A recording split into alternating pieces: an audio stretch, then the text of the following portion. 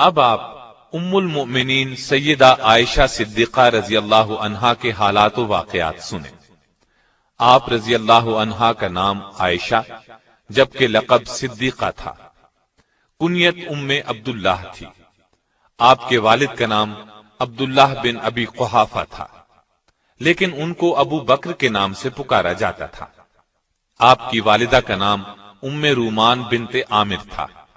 آپ باپ کی طرف سے قریشی اور ماں کی طرف سے کنانیہ تھیں۔ اس حساب سے سیدہ عائشہ رضی اللہ عنہا کا نسب نبی اکرم صلی اللہ علیہ وسلم سے 7ویں پشت پر اور ماں کی طرف سے 11ویں پشت پر مل جاتا ہے۔ آپ کے ہاں کوئی اولاد نہیں ہوئی۔ رسول اللہ صلی اللہ علیہ وسلم نے فرمایا تھا، تم اپنے بھانجے عبداللہ بن زبیر کے نام پر اپنی کنیت رکھ لو۔ جب عبداللہ بن زبیر پیدا ہوئے تو سیدہ عائشہ رضی اللہ عنہا انہیں گود میں اٹھا کر آپ کی خدمت میں لائیں، تو اس وقت آپ نے فرمایا، یہ عبداللہ ہے اور تم ام عبداللہ۔ دراصل عرب میں کنیت شرافت کا نشان تھی، اس لیے ہر مرد اور عورت اپنی کنیت ضرور رکھتا تھا۔ آپ رضی اللہ عنہا کی والدہ ام رومان کا پہلا نکاح عبداللہ ازدی سے ہوا تھا۔ عبداللہ ازدی کی وفات کے بعد سیدنا ابو بکر کے نکاح میں آئے۔ ان کے ہاں ابو بکر صدیق رضی اللہ عنہ سے صرف 2 بچے پیدا ہوئے، سیدنا عبد الرحمن رضی اللہ عنہ اور سیدہ عائشہ رضی اللہ عنہا۔ سیدہ عائشہ نبوت کے 4تھے سال پیدا ہوئیں۔ صحیح بخاری میں سیدہ عائشہ رضی اللہ عنہا کا اپنا بیان ہے کہ 6 سال کی عمر میں نبی صلی اللہ علیہ وسلم کے ساتھ میرا نکاح ہوا اور 9 سال کی عمر میں رخصتی ہوئی۔ اب میں نکاح کے طے ہونے کی تھوڑی سی تفصیل بیان کرتا ہوں۔ سیدہ خدیجہ رضی اللہ عنہا نبوت کے 10ویں سال انتقال کر گئیں۔ رسول اللہ صلی اللہ علیہ وسلم غمگسار بیوی کی وفات کے بعد اکثر غمگین رہتے تھے۔ صحابہ کرام نے یہ صورتحال دیکھ کر آپ سے اس بارے میں بات کی اور تجویز پیش کی کہ آپ دوسرا نکاح کر لیں۔ آپ نے فرمایا، ٹھیک ہے۔ صحیح بخاری میں ہے کہ نبی صلی اللہ علیہ وسلم کی طرف سے عائشہ صدیقہ رضی اللہ عنہا کے ساتھ نکاح کرنے کا پیغام سیدہ عائشہ کے ولی اور والد سیدنا ابو بکر صدیق رضی اللہ عنہ کو پہنچا تو انہوں نے کہا، میں تو آپ صلی اللہ علیہ وسلم کا بھائی ہوں، تو عائشہ کا نکاح آپ سے کیسے ہو سکتا ہے؟ اس پر نبی صلی اللہ علیہ وسلم نے فرمایا، تم میرے دینی بھائی ہو، نسبی نہیں، لہذا میرے ساتھ عائشہ کا نکاح ہو سکتا ہے، وہ میرے لیے حلال ہے۔ اس طرح نبی صلی اللہ علیہ وسلم کے ساتھ عائشہ رضی اللہ عنہا کا نکاح ہوا اور حق مہر 500 درہم مقرر ہوا۔ نکاح بہت سادگی سے ہوا۔ سیدہ عائشہ فرماتی ہیں کہ نبی اکرم صلی اللہ علیہ وسلم نے ایک روز فرمایا، اے عائشہ، نکاح سے پہلے تم مجھے 2 مرتبہ دکھائی گئیں۔ جبریل ریشم کے کپڑے میں کوئی چیز لپیٹ کر لائے اور کہا، یہ آپ کی بیوی ہیں۔ میں نے کپڑے کو کھولا تو وہ تم تھی۔ چنانچہ میں نے کہا، اگر یہ اللہ تعالیٰ کا فیصلہ ہے تو اللہ ضرور کرے گا۔ امام سہیلی نے الاجابہ میں لکھا ہے کہ اس میں شک نہیں، انبیاء کا خواب وہی ہوتا ہے۔ گویا بذریعہ وحی نبی صلی اللہ علیہ وسلم کو اس نکاح کے بارے میں بتایا گیا۔ نکاح کے بعد 3 سال تک سیدہ عائشہ رضی اللہ عنہا اپنے میکے میں رہی۔ ہجرت کے بعد انتہائی سادگی سے رخصتی ہوئی۔ اس وقت رسول اللہ صلی اللہ علیہ وسلم کے پاس ضیافت کے لیے دودھ کے ایک پیالے کے سوا کچھ نہیں تھا۔ آپ نے دودھ کے پیالے میں سے خود نوش فرمایا، پھر سیدہ عائشہ کو دیا، انہوں نے بھی پیا۔ رخصتی کے وقت آپ کی عمر 9 سال تھی۔ رخصتی شوال 1 ہجری میں ہوئی۔ بعض اہل علم نے کہا کہ رخصتی 2 ہجری میں ہوئی۔ سیدہ عائشہ رضی اللہ عنہا کا حجرہ چھوٹا سا تھا، دیواریں مٹی کی تھیں، چھت کھجور کے پتوں اور ٹہنیوں کی تھی۔ ان کے اوپر کمبل ڈال دیا گیا تھا تاکہ بارش میں نہ ٹپکے۔ چھت کی بلندی اتنی تھی کہ آدمی ہاتھ سے چھو سکتا تھا۔ دروازے پر ایک پٹ کا کواڑ تھا جو ساری عمر کبھی بند نہ ہوا۔ پردے کے طور پر ایک کمبل دروازے پر پڑا رہتا۔ یہ تو حجرے کی کیفیت تھی۔ اس کے اندر کی کل کائنات ایک چارپائی، ایک چٹائی، ایک بستر اور ایک کھجور کی چھال بھرا تکیہ، کھجوریں رکھنے کے لیے ایک دو مٹکے، پانی رکھنے کا ایک برتن اور پانی پینے کے لیے ایک پیالے پر مشتمل تھی۔ گھر میں کھانا پکانے کی نوبت بہت کم آتی تھی۔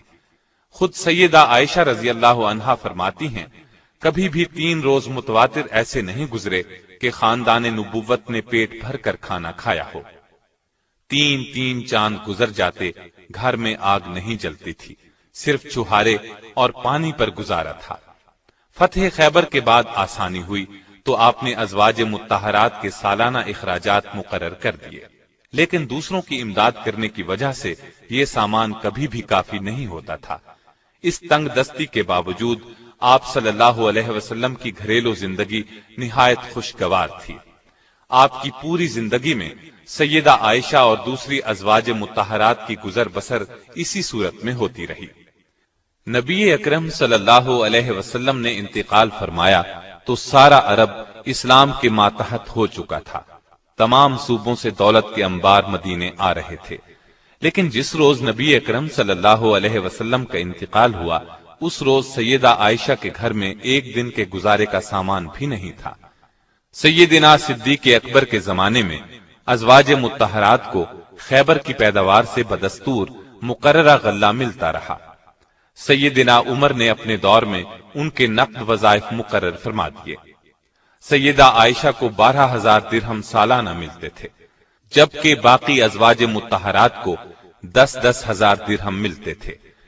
یہاں قابل ذکر بات یہ ہے کہ جس روز سیدہ عائشہ کو یہ وظیفہ ملتا تھا، اس شام بھی گھر میں فاقہ ہوتا تھا، اس لیے کہ وہ سب کچھ تقسیم کر دیتی تھی۔ نبی صلی اللہ علیہ وسلم کو سیدہ عائشہ سے بہت محبت تھی، اور یہ بات صحابہ کو بھی بخوبی معلوم تھی۔ چنانچہ یہ حضرات بھی اسی روز تحائف وغیرہ بھیجتے تھے جس روز آپ کی باری سیدہ عائشہ کے ہاں ہوتی تھی۔ آپ اکثر سیدہ کے ساتھ ایک ہی برتن میں کھانا تناول فرماتے تھے، اور عموماً اسی جگہ سے بوٹی اور ہڈی کھاتے جس جگہ سے سیدہ عائشہ نے کھائی ہوتی۔ ایک سفر میں سیدہ عائشہ آپ کے ساتھ تھیں۔ آپ نے صحابہ کرام رضوان اللہ علیہم اجمعین کو آگے بڑھ جانے کا حکم دیا اور سیدہ سے فرمایا، آؤ دوڑ لگا، دیکھیں کون آگے نکلتا ہے۔ چنانچہ دوڑ شروع ہوئی۔ سیدہ دبلی پتلی تھیں، آگے نکل گئیں۔ کئی سال بعد پھر اسی قسم کا موقع آیا۔ آپ نے فرمایا، آؤ دوڑ لگائیں۔ اس وقت تک سیدہ بھاری بھرکم ہو گئی تھیں۔ اس مرتبہ آپ آگے نکل گئے اور فرمایا، یہ اس روز کا جواب ہے۔ ایک مرتبہ رسول اللہ صلی اللہ علیہ وسلم نے فرمایا، عائشہ، جب تم مجھ سے خوش ہوتی یا ناراض ہوتی ہو تو مجھے پتہ چل جاتا ہے۔ سیدہ نے پوچھا، وہ کیسے؟ آپ نے فرمایا، ناراض ہوتی ہو تو کہتی ہو ابراہیم کے رب کی قسم، خوش ہوتی ہو تو کہتی ہو محمد کے رب کی قسم۔ یہ سن کر سیدہ نے عرض کیا، اے اللہ کے رسول، صرف زبان سے نام چھوڑتی ہوں، دل میں تو آپ ہی بسے ہوتے ہیں۔ گھر میں اگرچہ خادمہ موجود تھی، لیکن نبی صلی اللہ علیہ وسلم کا ہر کام سیدہ عائشہ صدیقہ اپنے ہاتھوں سے کرتی تھیں۔ آٹا خود پیستی تھیں، خود گوندتی تھیں، کھانا خود پکاتی تھیں، آپ کا بستر اپنے ہاتھ سے بچھاتی تھیں، وضو کا پانی خود لا کر دیتی تھیں، قربانی کے اونٹوں کا قلادہ خود بڑھتی تھیں، آپ صلی اللہ علیہ وسلم کے سر میں کنگھی خود کرتی تھیں، کپڑے خود دھوتی تھیں، اور سوتے وقت مسواک اور پانی آپ کے سرہانے خود رکھتی تھیں۔ ہر معاملے میں آپ کی پسند اور خوشی کا ہر وقت خیال رکھتی تھیں۔ شعبان 5 ہجری میں حضرت عائشہ صدیقہ رضی اللہ عنہا کے ساتھ ایک عجیب واقعہ پیش آیا۔ اس واقعے نے نہ صرف آپ کی بلکہ خود رسول اللہ صلی اللہ علیہ وسلم کی زندگی مبارک میں بھی ہلچل مچا دی۔ اس واقعے کو واقعہ افک کہتے ہیں۔ یہ واقعہ صحیح بخاری اور دوسری کتب احادیث میں بھی موجود ہے۔ شعبان 5 ہجری میں نبی اکرم صلی اللہ علیہ وسلم نے غزوہ بنی مستلق کے لیے سفر کی تیاری کی۔ صحابہ رضی اللہ عنہم کی ایک اچھی بھلی تعداد آپ کے ساتھ تھی۔ منافقوں کو اندازہ تھا کہ اس معرکے میں कोई खूंरेज जंग तो होगी नहीं, लिहाजा उनकी भी बड़ी तादाद इस्लामी फौज में शामिल हो गई। इससे पहले मुनाफिक इतनी बड़ी तादाद में कभी शामिल नहीं हुए थे। इस सफर में सैयदा आयशा रज़ियल्लाहु अन्हा आप सल्लल्लाहु अलैहि वसल्लम के साथ थीं। चलते वक्त आपने अपनी बड़ी बहन सैयदा अस्मा रज़ियल्लाहु अन्हा का हार पहनने के लिए मांग लिया। वो हार आपके गले में था। उस जमाने में पर्दे का हुक्म नाजिल हो चुका था, इसलिए सैयदा अपने हौदज में सवार हुई। जब उन्हें उतारा जाता तो हौदज समेत उतारा जाता। हौदज पर पर्दे लटके रहते। उस जमाने में आप बहुत कमजोर और दुबली पतली थी। चुनाचे हौदज उठाने वालों को कुछ महसूस नहीं होता था कि सैयदा उसमें सवार भी हैं या नहीं। गज़वा बनी मुस्तलिक से वापसी पर मदीने के करीब एक मकाम पर नबी अकरम सल्लल्लाहु अलैहि वसल्लम ने क़याम फरमाया। रात के पिछले पहर काफिले को रवानगी का हुक्म पहले ही दे दिया गया था, लेकिन सैयदा को इस हुक्म का इल्म नहीं था। काफिले की रवानगी से कुछ देर पहले सैयदा अपने हौदज से निकलकर क़ज़ाए हाजत के लिए काफिले से दूर निकलकर आड़ में चली गईं। फारिग होकर लौटी तो गले पर हाथ लगा, देखा तो हार नहीं था। बहुत घबराई और वहीं वापस जाकर हार तलाश करने लगी। सैयदा का ख्याल था अभी लौट आऊंगी, इसलिए किसी को न बताया कि वो उस तरफ जा रही हैं। उधर काफिला चूंकि रवानगी के लिए तैयार था, इसलिए खादिमों ने ख्याल किया कि सैयदा अपने हौदज में हैं। उन्होंने हौदज को ऊंट पर रखा और कूच किया। हौदज को ऊंट पर रखते वक्त उन्हें उसके हल्के होने का एहसास न हुआ, इसलिए कि सैयदा आयशा रज़ियल्लाहु अन्हा का वजन बहुत कम था। लश्कर तो वहां से रवाना हो गया। इधर उन्हें हार मिल गया। ये हार लेकर लौटी तो लश्कर वहां से जा चुका था। बहुत परेशान हुई। फिर ख्याल फरमाया कि जब रसूलुल्लाह सल्लल्लाहु अलैहि वसल्लम अगले मकाम पर पहुंचकर मुझे नहीं पाएंगे तो फिर मेरी तलाश में आदमी भेजेंगे। चुनाचे आप उसी जगह चादर ओढ़कर लेट गईं और उन्हें नींद ने आ लिया। सहाबी रसूल सफवान बिन मुअत्तल सुलमी रज़ियल्लाहु अन्हु फौज की गिरी पड़ी चीजों को उठाने के लिए लश्कर के पीछे रहते थे। सुबह के वक्त वो उस जगह पहुंचे जहां लश्कर ने रात को पड़ाव किया था। उस जगह पहुंचते ही अचानक उनकी नजर सैयदा आयशा रज़ियल्लाहु अन्हा पर पड़ी। देखते ही उन्होंने आपको पहचान लिया, इसलिए कि पर्दे के हुक्म से पहले उन्होंने सैयदा को देखा हुआ था। देखते ही उन्होंने इन्ना लिल्लाहि व इन्ना इलैहि राजिऊन पढ़ा। उनकी आवाज सुनकर सैयदा की आंख खुल गई। उन्होंने अपना मुंह फौरन चादर में छुपा लिया। सैयदा आयशा खुद फरमाती हैं, अल्लाह की कसम, सफवान ने मुझसे बात की, न उनकी जबान से सिवाय इन्ना लिल्लाह के कोई और कलिमा सुना। सैयदना सफवान रज़ियल्लाहु अन्हु ने अपना ऊंट सैयदा के करीब बिठा दिया। ऊंट सामने करके सफवान खुद पीछे हट गए। सैयदा ऊंट पर सवार हो गई तो सफवान मुहार पकड़कर अगली मंजिल की तरफ रवाना हो गए और दोपहर के वक्त इस्लामी लश्कर में जा पहुंचे। ये एक बिल्कुल मामूली वाकया था और सफर में अक्सर ऐसा होता रहता था, लेकिन लश्कर में मुनाफिकीन भी मौजूद थे। वो भला ये मौका हाथ से क्यों जाने देते। उन्होंने सैयदा आयशा रज़ियल्लाहु अन्हा पर बददामनी का इल्जाम लगा दिया, गोया अब वो पाक दामन नहीं रही। नऊज़ु बिल्लाह।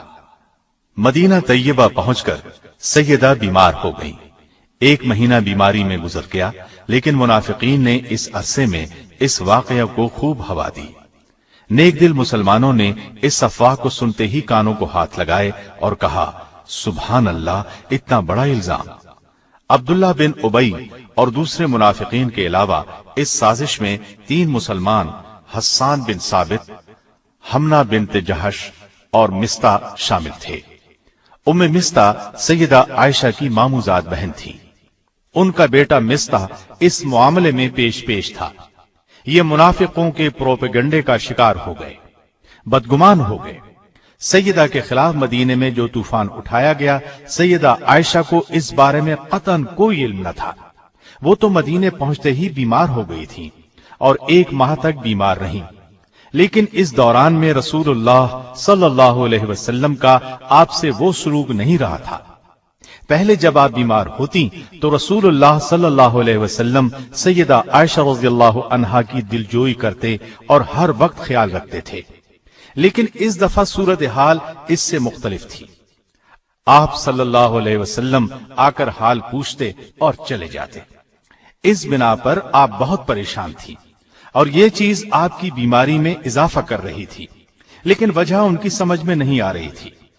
सैयदा आयशा रज़ियल्लाहु अन्हा खुद फरमाती हैं, एक दिन मैं और उम्मे मिस्ताह क़ज़ाए हाजत के लिए जंगल की तरफ जा रही थी कि रास्ते में उम्मे मिस्ताह को ठोकर लगी। ठोकर लगने पर उन्होंने अपने बेटे को बद्दुआ दी। मैंने उनसे कहा, तुम ऐसे शख्स को क्यों बद्दुआ देती हो जो बद्र में शरीक हुआ? उम्मे मिस्ताह ने कहा, ए भोली भाली, तुम्हें उस किस्से की खबर नहीं? मैंने हैरान होकर पूछा, कौन सा किस्सा? तब उम्मे मिस्ताह ने सारा किस्सा कह सुनाया। ये सुनते ही मेरे पांव तले से जमीन निकल गई। मरज में और शिद्दत आ गई, लर्जा तारी हो गया। इस कदर सदमा हुआ कि जी चाहा किसी कुएं में गिर जाऊं। जब नबी करीम सल्लल्लाहु अलैहि वसल्लम तशरीफ लाए तो मैंने आपसे अपने वालिदैन के यहाँ जाने की इजाजत चाही ताकि उनके जरिए से तहकीक करूं। आप सल्लल्लाहु अलैहि वसल्लम ने इजाजत दे दी। मैं वालिदैन के घर आ गई। अपनी माँ से पूछा, क्या आपको मालूम है लोग मेरे बारे में क्या कहते हैं? माँ ने कहा, बेटी तू रंज न कर, दुनिया का तो यही तरीका है।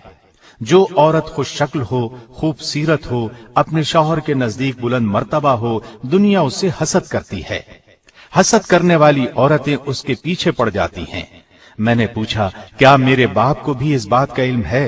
बोली, हाँ। मैंने पूछा, रसूलुल्लाह सल्लल्लाहु अलैहि वसल्लम को भी इल्म है? माँ ने जवाब दिया, हाँ।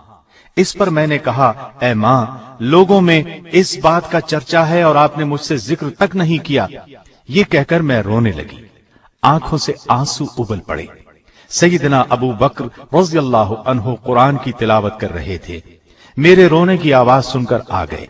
वो भी रोने लगे और मैं तमाम रात आंसू बहाती रही। सैयदा आयशा रज़ियल्लाहु अन्हा फरमाती हैं कि इस वाक़े से मुझे इस कदर बुखार हुआ कि मेरी वालिदा ने घर के तमाम कपड़े मुझ पर डाल दिए। अगरचे सैयदा आयशा रज़ियल्लाहु अन्हा की बेगुनाही वाज़े थी, लेकिन शरीर लोगों के इस इल्जाम से रसूलुल्लाह सल्लल्लाहु अलैहि वसल्लम बहुत बेचैन थे। उधर वही के नुज़ूल में देर हुई तो आप सल्लल्लाहु अलैहि वसल्लम ने सहाबा से मशवरा किया। मुशावरत में बहुत सी रायें सामने आईं। इसी आलम में सुबह हो गई।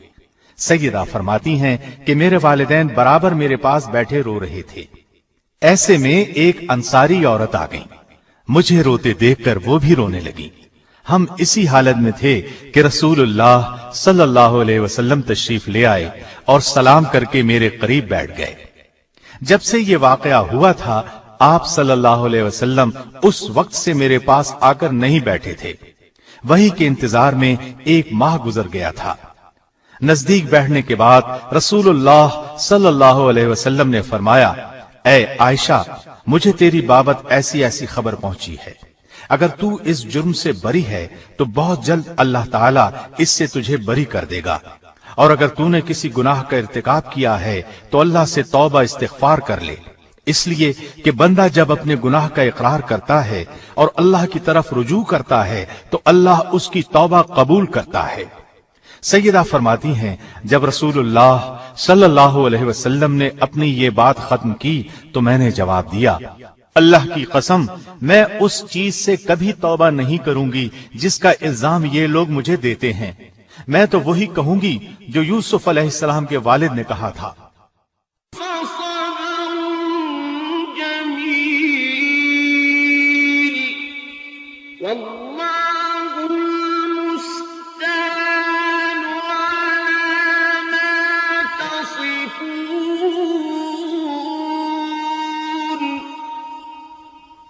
और ये कहकर मैं बिस्तर पर जाकर लेट गई। उस वक्त मुझे यकीन हो चुका था कि अल्लाह ताला मेरी मदद जरूर फरमाएगा। मुझे इस बात का तसव्वुर भी नहीं था कि अल्लाह ताला मेरे बारे में ऐसी वही नाजिल फरमाएगा जिसकी तिलावत हमेशा होती रहेगी। रसूलुल्लाह सल्लल्लाहु अलैहि वसल्लम अभी अपनी जगह से उठे नहीं थे कि अचानक वही के आसार नमूदार हुए। باوجود سردی کے آپ صلی اللہ علیہ وسلم کی پیشانی مبارک سے موتیوں کی طرح پسینے کے قطرے ٹپکنے لگے۔ جو ہی وحی کا نزول ختم ہوا، آپ صلی اللہ علیہ وسلم کا چہرہ انور مسرت اور خوشی سے چمک اٹھا۔ آپ نے مسکراتے ہوئے پیشانی سے پسینہ پونچھا، میری طرف متوجہ ہوئے، اور پہلا کلمہ جو آپ صلی اللہ علیہ وسلم کی زبان مبارک سے نکلا وہ یہ تھا: عائشہ، تمہیں خوشخبری ہو، بے شک اللہ تعالیٰ نے تمہاری برات نازل کی ہے۔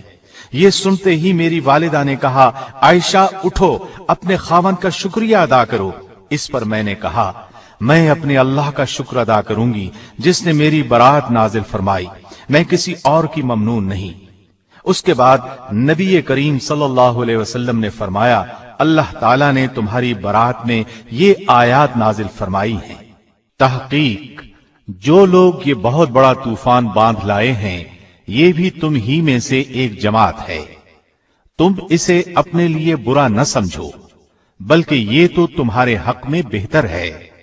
ہاں، ان میں سے ہر شخص پر اتنا ہی گناہ ہے جتنا اس نے کمایا ہے، اور ان میں سے جس نے اس کے بہت بڑے حصے کو سر انجام دیا ہے، اس کے لیے عذاب بھی بہت بڑا ہے۔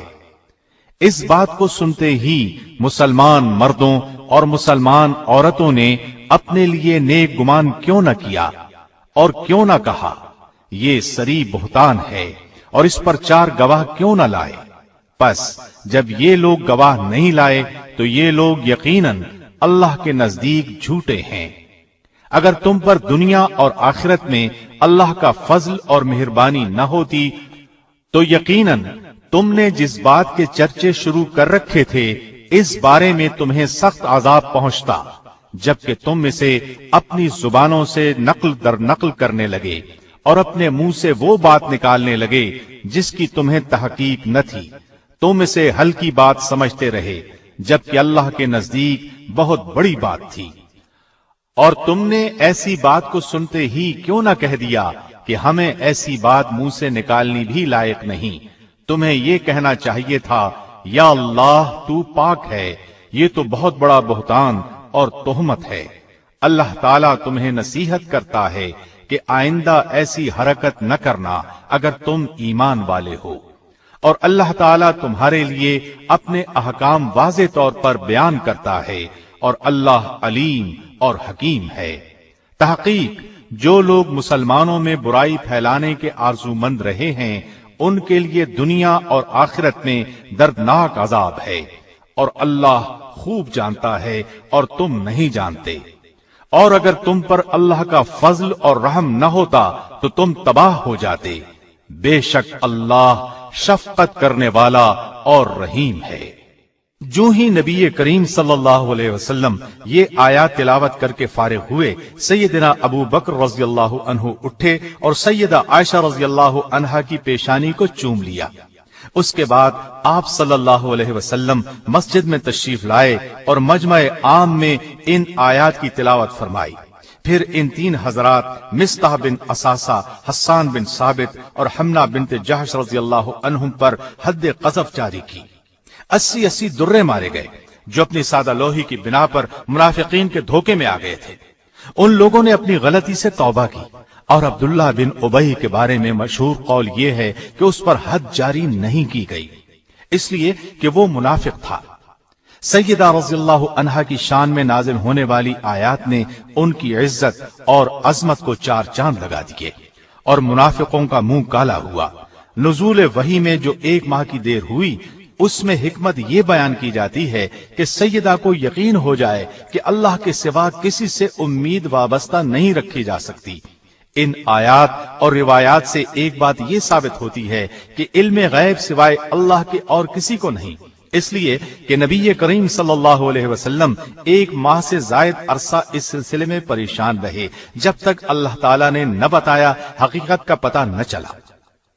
ایک اور سفر میں سیدہ آپ کے ساتھ تھی۔ سیدہ کے گلے میں ہار تھا۔ قافلہ واپس ہو کر مقام جیش پہنچا تو ہار ٹوٹ کر گر گیا۔ سیدہ نے فوراً آپ صلی اللہ علیہ وسلم کو اطلاع دی۔ صبح قریب تھی۔ آپ نے قافلے کو پڑاؤ کا حکم دیا۔ ایک شخص کو ہار کی تلاش میں بھیجا، جہاں پڑاؤ ڈالا گیا وہاں پانی نہیں تھا۔ اتنے میں نماز کا وقت ہو گیا۔ لوگ ابو بکر صدیق کے پاس آئے اور بولے، آپ کی بیٹی نے ہمیں مشکل میں ڈالا ہوا ہے۔ سیدنا ابو بکر عائشہ صدیقہ کے پاس آئے۔ نبی صلی اللہ علیہ وسلم ان کی گود میں سر رکھ کر آرام فرما رہے تھے۔ ابو بکر نے غصے سے فرمایا، بیٹی، ہر دفعہ تم ہی سب کے لیے مصیبت کا سبب بنتی ہو۔ آپ نے ان کے پہلو میں کئی کونچے بھی مارے، لیکن سیدہ نے نبی صلی اللہ علیہ وسلم کی وجہ سے حرکت تک نہ کی۔ جب آپ بیدار ہوئے تو اللہ تعالی نے تیمم کی آیت نازل فرمائی۔ اس آیت میں مسلمانوں کو بتایا گیا کہ پانی نہ ملنے کی صورت میں تیمم کر کے نماز ادا کرو۔ یہ سہولت حاصل ہونے پر ابو بکر رضی اللہ عنہ کو خاص مسرت ہوئی۔ آپ نے 3 بار کہا، بیٹی، بلا شک تو بڑی مبارک ہے۔ صحابہ نے تیمم کر کے نماز ادا کی تو تمام صحابہ بے حد خوش ہوئے۔ اس وقت صحابہ نے کہا، یہ ابو بکر کے گھرانے کی برکت ہے، اور یہ پہلی برکت نہیں، ان کی وجہ سے اور بھی بہت سی آسانیوں کے حکم نازل ہو چکے ہیں۔ سیدہ عائشہ جوانی میں بیوہ ہو گئیں۔ آپ رضی اللہ عنہا نے رسول اللہ صلی اللہ علیہ وسلم کے ساتھ صرف 9 سال گزارے۔ رسول اللہ صلی اللہ علیہ وسلم کی وفات کے وقت عائشہ صدیقہ رضی اللہ عنہا کی عمر صرف 18 برس تھی۔ نبی صلی اللہ علیہ وسلم نے اپنی زندگی کے آخری دن سیدہ عائشہ کے حجرے میں گزارے، انہی کی آغوش میں انتقال فرمایا۔ آپ کی تدفین آپ ہی کے حجرے میں ہوئی۔ آپ کے بعد سیدہ نے 50 سال بیوگی کی زندگی گزاری۔ نبی صلی اللہ علیہ وسلم کے بعد سیدہ عائشہ صدیقہ رضی اللہ عنہا کے والد خلیفہ بنے، 2.25 سال تک خلیفہ رہے، پھر ان کا بھی وقت آن پہنچا۔ ان کے بعد سیدنا فاروق اعظم خلیفہ ہوئے۔ ان کے زمانے میں تمام ازواج مطہرات کو 10-10 ہزار اور سیدہ عائشہ کو 12,000 سالانہ وظیفہ دیا جاتا تھا۔ جو ہی یہ سالانہ خرچ ملتا غریبوں میں تقسیم کر دیا جاتا۔ سیدہ عائشہ رضی اللہ عنہا سیدنا عثمان، سیدنا علی اور سیدنا حسن بن علی رضی اللہ عنہم کے ادوار خلافت میں بقید حیات رہیں، حتیٰ کہ سیدنا امیر معاویہ رضی اللہ عنہ کی مدت خلافت ختم ہونے سے 2 سال پہلے 17 رمضان المبارک 58 ہجری کو انتقال کیا۔ اس وقت آپ رضی اللہ عنہا کی عمر 63 برس تھی۔ اس حساب سے انہوں نے خلافت معاویہ میں اپنی عمر کے آخری 18 سال بسر کیے۔ آپ کی وفات پر سارا مدینہ بلکہ پوری دنیا اسلام غم میں ڈوب گئی۔ اللہ تعالی نے آپ کو اولاد مرحمت نہیں فرمائی۔ سیدہ عائشہ کے دل میں اللہ کا خوف کوٹ کوٹ کر بھرا ہوا تھا، اپنا سب کچھ خیرات کر دیا کرتی تھی، یہاں تک کہ روزہ افطار کرنے کے لیے بھی کچھ نہ بچاتی۔ نبی صلی اللہ علیہ وسلم کے ساتھ رات کو تہجد پڑھا کرتی تھی، اکثر روزے رکھتی تھی، حج کی سختی سے پابندی کرتی تھی، غلام آزاد کرنے کا بہت شوق تھا۔ ایک مرتبہ 40 غلام آزاد کیے۔ پردے کا خاص خیال رکھتی تھی۔ آپ رضی اللہ عنہا کی روایت کردہ احادیث کی تعداد 2210 ہے۔ ان میں سے صحیح بخاری اور صحیح مسلم میں 286 احادیث ہیں۔ آپ رضی اللہ عنہا صرف قرآن اور حدیث کے علوم ہی نہیں جانتی تھیں، بلکہ تاریخ، ادب، خطابت اور شاعری میں بھی انہیں مہارت تھی۔ عورتیں اکثر ان سے مسائل پوچھنے کے لیے آتی۔ نبی صلی اللہ علیہ وسلم آپ کے حق میں دعا فرمایا کرتے تھے، اے اللہ، عائشہ کے اگلے پچھلے، پوشیدہ اور ظاہر تمام گناہوں کو اپنے دامن مغفرت سے ڈھانپ لے۔ آپ یہ دعا سن کر بہت خوش ہوتی۔ سیدہ عائشہ کی ایک خاص خصوصیت یہ بھی ہے کہ سیدنا جبریل علیہ السلام نے سیدہ کو سلام کیا۔ اللہ تعالی نے آسمان سے آپ کی برات بذریعہ وحی نازل کی۔ پوری 10 آیات اس سلسلے میں نازل ہوئیں۔ آپ کے علاوہ رسول اللہ صلی اللہ علیہ وسلم کے نکاح میں کوئی اور کنواری نہیں آئی۔ رسول اللہ صلی اللہ علیہ وسلم سیدہ کے بستر پر ہوتے تو وہیں وحی آ جاتی۔ یہ شرف کسی اور زوجہ مطہرہ کے حصے میں نہیں آیا۔ اللہ تعالی نے اپنے نبی کی روح اس وقت قبض فرمائی جب آپ کا سر سیدہ کے سینے سے لگا ہوا تھا۔ انتقال بھی اسی رات ہوا جس رات ان کی باری تھی۔ آپ صلی اللہ علیہ وسلم انہی کے حجرے میں دفن ہوئے۔ اللہ تعالی کی سیدہ عائشہ رضی اللہ عنہا پر ہزار رحمتیں۔